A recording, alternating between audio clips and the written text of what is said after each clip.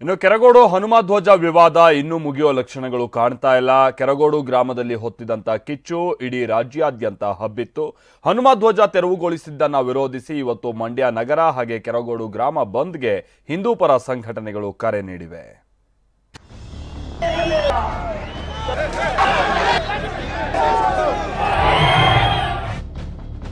ಕೆರಗೋಡು ಹನುಮಧ್ವಜ ತೆರವಿನ ವಿರುದ್ಧ ಸಮರ. ಇಂದು ಮಂಡ್ಯ ನಗರ ಮತ್ತು ಕೆರಗೋಡು ಬಂದ್ಗೆ ಕರೆ. ಮಂಡ್ಯ ತಾಲೂಕಿನ ಕೆರಗೋಡು ಗ್ರಾಮದಲ್ಲಿ ಹೊತ್ತಿಕೊಂಡ ಹನುಮಧ್ವಜ ತೆರವು ವಿವಾದದ ಕಿಡಿ ಇಡೀ ಜಿಲ್ಲೆಗೆ ಆವರಿಸಿದೆ.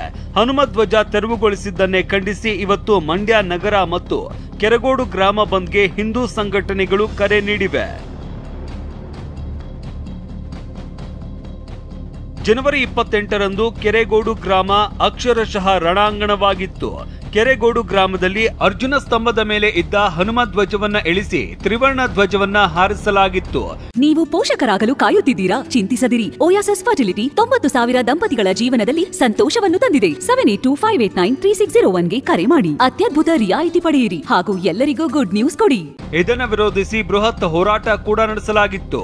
ಇವತ್ತು ಭಜರಂಗ ದಳ, ವಿಶ್ವ ಹಿಂದೂ ಪರಿಷತ್ ಹಾಗೂ ಶ್ರೀರಾಮ ಭಜನಾ ಮಂಡಳಿ ಮಂಡ್ಯ ನಗರ ಹಾಗೂ ಕೆರೆಗೋಡು ಗ್ರಾಮ ಬಂದ್ಗೆ ಕರೆ ನೀಡಿದೆ. ಬೆಳಗ್ಗೆಯಿಂದಲೇ ಕೆರೆಗೋಡಲ್ಲಿ ಪ್ರತಿಭಟನೆ ನಡೆಸಿ ಅಲ್ಲಿಂದ ನೂರಾರು ಬೈಕ್ಗಳ ಮುಖಾಂತರ ಮಂಡ್ಯಕ್ಕೂ ಬಂದು ಪ್ರತಿಭಟನೆ ನಡೆಸಲಿದ್ದಾರೆ.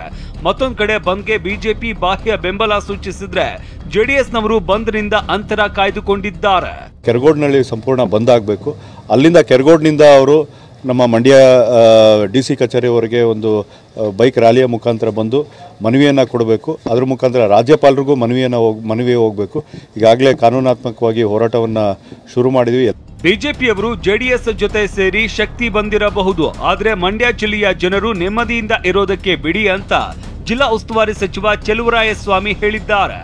ಮಂಡ್ಯ ಜಿಲ್ಲೆ ಜನ ನೆಮ್ಮದಿಲಿರ್ಲಿಕ್ಕೆ ಬಿಡಿ ಅಂತ ಹೇಳಿದ್ದೀನಿ. ಬಿಜೆಪಿಯವರು ಇಲ್ಲಿವರೆಗೆ ಅನೇಕ ಬಾರಿ ಇಂಥವೆಲ್ಲ ನಡೆದ್ರು, ಅವಕಾಶ ಇರಲಿಲ್ಲ. ಈಗ ಜನತಾದಳದವರು ಜೊತೆಗೆ ಸೇರಿರೋದ್ರಿಂದ ನಮ್ಗೆ ಶಕ್ತಿ ಬಂದಿದೆ ಅಂತ ಹೇಳ್ಕೊಂಡು ಬಿಜೆಪಿಯವ್ರ ನಾಯಕತ್ವ ವಹಿಸಿದಾರೋ ಜನತಾದಳದ ನಾಯಕತ್ವ ವಹಿಸಿದಾರೋ ನನಗೆ ಸ್ಪಷ್ಟವಾಗಿ ಇನ್ನೂ ಮಾಹಿತಿ. ಒಟ್ಟಾರೆ ಹನುಮಧ್ವಜ ತೆರವುಗೊಳಿಸಿದ್ದನ್ನ ವಿರೋಧಿಸಿ ಇವತ್ತು ಮಂಡ್ಯ ನಗರ ಬಂದ್ ಯಶಸ್ವಿ ಆಗುತ್ತಾ ನೋಡಬೇಕಿದೆ.